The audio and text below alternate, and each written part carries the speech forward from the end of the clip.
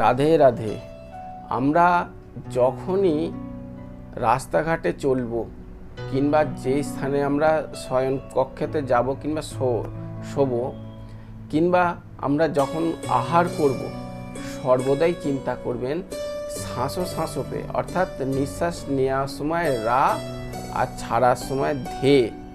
তো এতে আমাদের গুরুদেব বলেছেন সর্বদাই শ্বাস প্রশ্বাসে রাধা রাধা জপতে, টানলাম রা আর ছাড়লাম ধে। তো সর্বদাই এইরকমভাবে সুমিরন করে রাধারানীর চরণে চিন্তন করতে করতে রাধারানীর নাম জপ করবেন, নাহলে এই মানুষ জনম আমাদের নিরর্থক চলে যাবে।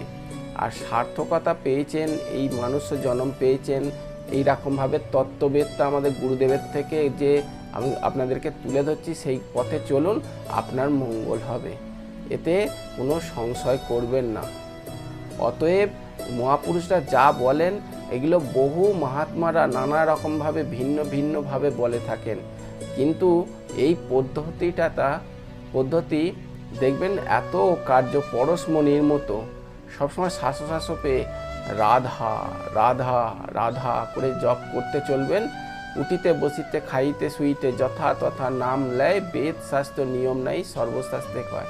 সব শাস্ত্রেতে বলে থাকেন যে ওঠার সময় করে রাধে, বসার সময় করে রাধে, শোয়ার সময় রাধে, খাওয়ার সময় রাধে, চলতে ফিরতে রাধে, শ্বাসোপে রাধে, সবসময়। এতে রাধারানী অবশ্যই কৃপা করবেন এবং মানুষ্য জনমটা সার্থক করে ফেলুন, নাহলে এই জনম চলে গেলে আবার 84 লাখ জনমের মধ্যে পড়ে কোথায় সেই কত রকমভাবে অত্যাচার, ইংরেজদের মুসলিমদের কত অত্যাচার আমরা সয়ে আজ সনাতন ধর্ম এখন যে পরিস্থিতিতে উঠেছি, এই সনাতন ধর্মটাকে সঠিকতা করার জন্য, এই মানুষ জনমটাকে ঠিক রাখার জন্য, এই জনমটাকে সার্থক করার জন্য তো আপনারা সর্বদাই ভগবানের চিন্তন করে যাবেন। এতে দেখবেন সময়টাকে অপব্যবহার করবেন না, সবসময় ঠাকুরের চিন্তা, ভগবান রাধাকৃষ্ণের চিন্তা করবেন, জীবনটাকে আমাদের সার্থক করবেন।